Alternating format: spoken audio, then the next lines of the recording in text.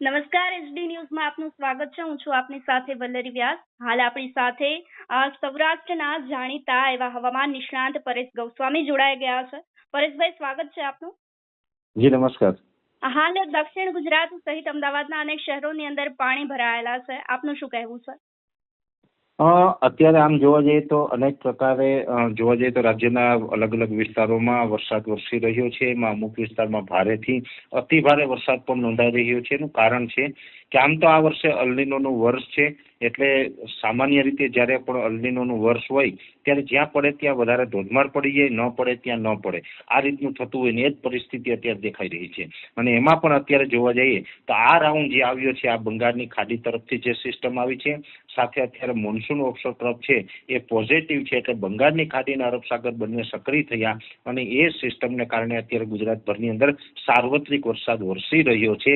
અને એમાં પણ રાજ્યના અમુક ભાગો ઉપર સિસ્ટમના આઉટર ક્લાઉડ પસાર થયા, જેને કારણે દક્ષિણ ગુજરાતમાં પણ ભારેથી અતિ ભારે વરસાદ વરસ્યો અને મધ્ય ગુજરાતમાં પણ ભારેથી અતિ ભારે વરસાદ જોવા મળ્યો. એટલે એક પ્રકારે અમદાવાદમાં તો ગઈકાલે આપણે મેઘતાંડવ જેવી સ્થિતિનું નિર્માણ થયું હતું. એટલે આ જે આઉટર ક્લાઉડ છે એ ખૂબ સ્ટ્રોંગ હતા, જેને કારણે આટલો વરસાદ પડ્યો છે. અનેક જગ્યાએ નીચાણવાળા વિસ્તારમાં પાણી ભરાયા છે અને હજુ પણ આ સિસ્ટમ છે એમની અસરમાંથી ગુજરાત મુક્ત થયું નથી. હજુ પણ આપણે ખતરો ટળ્યો નથી. હજુ પણ આવનારા 48 કલાક સુધી ગુજરાતની અંદર ભારેથી અતિ ભારે વરસાદ વરસે તેવી શક્યતાઓ છે, જેની અંદર જેને આપણે રેડ એલર્ટ આપી શકાય એવા વિસ્તારની વાત કરવા જઈએ તો સૌરાષ્ટ્રના મોરબી, સુરેન્દ્રનગર, બોટાદ અને ભાવનગર જેવા વિસ્તાર છે કે જેમાં હજુ પણ ભારેથી અતિ ભારે વરસાદ પડવાની સંભાવનાઓ છે.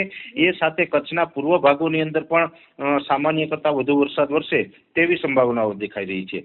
સાથે મધ્ય ગુજરાતનું વિરમગામ હોય, અમદાવાદ, ગાંધીનગર, આણંદ, નડિયાદ, ખેડા અને વડોદરા જેવા વિસ્તાર છે એમાં પણ હજુ સામાન્ય કરતાં વધુ વરસાદ, એટલે કે ભારેથી અતિ ભારે વરસાદ અને એક બે સ્પેલ છે એકદમ અત્યંત ભારે વરસાદના જોવા મળે, એટલે કે સુપર રેડ એલર્ટ જેવી પરિસ્થિતિ ત્યાં નિર્માણ થાય એવી શક્યતાઓ છે. એ પછી જે ઉત્તર ગુજરાતના ભાગો છે, સાબરકાંઠા, બનાસકાંઠા, વાવ, થરાદ હોય, પાટણ, મહેસાણા છે, અરવલ્લી છે, એ તમામ વિસ્તારોની અંદર 48 કલાક દરમિયાન મધ્યમથી સારો વરસાદ થશે. જોકે ત્યાં કોઈ અતિવૃષ્ટિ જેવા માહોલ સર્જાય તેવી શક્યતાઓ નથી, પણ એકંદરે સારો વરસાદ જોવા મળશે. અને જે પશ્ચિમ સૌરાષ્ટ્ર હશે, દ્વારકા, જામનગર, પોરબંદર, એમાં પણ વરસાદ જોવા મળશે, પણ ત્યાં વરસાદનું પ્રમાણ થોડું ઓછું રહેશે, છતાં પણ લગભગ 2 થી લઈને 4 ઇંચ સુધીના વરસાદ પશ્ચિમ સૌરાષ્ટ્રમાં જોવા મળશે. અમરેલી, ગીર સોમનાથ, બોટાદ, ભાવનગર અને એ સાથે રાજકોટ, જુનાગઢ, ગીર સોમનાથ જેવા વિસ્તાર છે એ વિસ્તારની અંદર સામાન્યથી મધ્યમ વરસાદ જોવા મળશે. અને જે મધ્યપ્રદેશ બોર્ડરે આવેલા છોટાઉદેપુર, દાહોદ, ગોધરા, મહીસાગર જેવા વિસ્તાર છે એની અંદર સામાન્યથી ભારે વરસાદ જોવા મળે તેવી શક્યતાઓ છે. સાથે દક્ષિણ ગુજરાત છે તો દક્ષિણ ગુજરાતમાં તો છેલ્લા 4-5 દિવસથી ભારે વરસાદ વરસી રહ્યો છે અને હવે એ વિસ્તાર છે એ ભારે વરસાદમાંથી મુક્ત થશે, પણ એ વિસ્તારમાં વરસાદ બિલકુલ બંધ નથી થવાનો.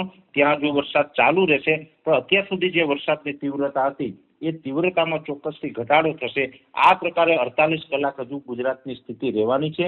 અત્યારે પણ અનેક જગ્યાએ પાણી ભરાયેલા છે અને હજુ પણ વધુ વરસાદને કારણે સ્થિતિ ખરાબ થાય તેવી સંભાવનાઓ છે.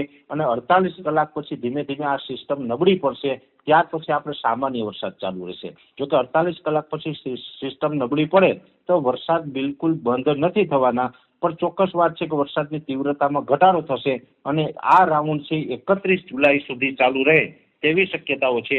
અને આ રાઉન્ડ પૂર્ણ થાય ત્યાં સુધીમાં ગુજરાતમાં લગભગ 95 થી 98% વિસ્તારની અંદર સારા વરસાદ નોંધાઈ જાય અને એકંદરે વાવણી લાયક વરસાદ થાય તેવી શક્યતાઓ છે. એટલે ગુજરાતની અંદર આ વરસાદ છે એ 31 જુલાઈ સુધી ચાલુ રહેવાનો છે. જી પરેશભાઈ, અને બીજો રાઉન્ડ ક્યારથી શરૂ થઈ શકે છે અને કયા કયા જિલ્લાની અંદર તેની વધુ અસર જોવા મળી શકે છે? બીજો રાઉન્ડ પણ બંગાળની ખાડીની એક સિસ્ટમ આવે તેવી શક્યતાઓ અત્યારે દેખાઈ રહી છે અને એ રાઉન્ડ છે એ પણ લગભગ 3 થી 5 જુલાઈ આસપાસ ચાલુ થાય તેવી શક્યતાઓ છે. જોકે એ જે રાઉન્ડ હશે એ રાઉન્ડની અંદર, એટલે કે ઓગસ્ટના જે પ્રથમ સેશનમાં 1 થી 10 ઓગસ્ટ, જેમાં 3 થી 5 રાઉન્ડમાં વરસાદની શરૂઆત થાય તો એમાં સાર્વત્રિક વરસાદ નહીં હોય. ગુજરાતના 40 કે 50% વિસ્તારની અંદર વરસાદ જોવા મળશે અને એમાં મધ્યમ વરસાદ હશે. એમાં મેઘતાંડવ જેવી સ્થિતિનું નિર્માણ નહીં થાય કે અતિવૃષ્ટિ થાય તેવા વરસાદો એમાં ન જોવા મળે. પણ એકંદરે ગુજરાતના 40 થી 50% વિસ્તારમાં ઓગસ્ટના પ્રથમ સેશનમાં પણ સારો એવો વરસાદ છે એ વરસી શકે છે. જી પરેશભાઈ, અને અલ્નીનોની પરિસ્થિતિનું હાલ નિર્માણ થયું છે. આ અલ્નીનો જે છે તે ગુજરાત પર આવનારા કેટલા સમય સુધી હજુ અસર કરી શકે છે? અલ્નીનો એટલે પ્રશાંત મહાસાગરનું તાપમાન નોર્મલ કરતા ઉંચકાય છે, જેને અલ્નીનો કહેવામાં આવે છે. અત્યારે પ્રશાંત મહાસાગરનું તાપમાન નોર્મલ કરતા 2.5 ડિગ્રી ઊંચું આવ્યું છે અને આ અલ્નીનો છે હજુ પણ સ્ટ્રોંગ થવાની શક્યતાઓ છે. સ્ટ્રોંગ થશે એટલે ઓગસ્ટ અને સપ્ટેમ્બરમાં તો સુપર અલ્નીનો પણ બની શકે છે. એટલે એની અસર છે એ ગુજરાત નહીં પણ એશિયા ખંડ ઉપર પડતી હોય છે. એશિયા ખંડ છે, દક્ષિણના ભાગો છે, તે પૃથ્વીના લગભગ 50% ભાગોની અંદર અલ્નીનોને કારણે હવામાન ઉપર એની અસર પડતી હોય છે. પણ ગુજરાત માટે આપણે સારી બાબત એ છે કે આઈઓડી એટલે કે ઇન્ડિયન ઓશન ડિપોલ છે, હિન્દ મહાસાગરનું તાપમાન છે એ ફેવરેબલ રહેવાનું છે. એટલે ગુજરાતમાં અલ્નીનોની અસર ઓછી રહે. હા, એક ચોક્કસથી છે કે અમુક જગ્યાએ વધારે વરસાદ પડી જાય, અતિવૃષ્ટિ થઈ જાય એ અપવાદ છે. પણ જે અલ્નીનોને કારણે દુષ્કાળ જેવી પરિસ્થિતિનું નિર્માણ થતું હોય, ઓછા વરસાદ પડતા હોય, એ પરિસ્થિતિ ગુજરાતમાં નથી થવાની. ગુજરાતમાં ઓગસ્ટ અને સપ્ટેમ્બરમાં પણ અલ્નીનો વધુ સ્ટ્રોંગ થશે તો પણ આયોડીને કારણે સારા વરસાદ છે પડતા રહેશે. જી જી પરેશભાઈ, અમારી સાથે જોડાવા બદલ આપનો ખૂબ ખૂબ આભાર.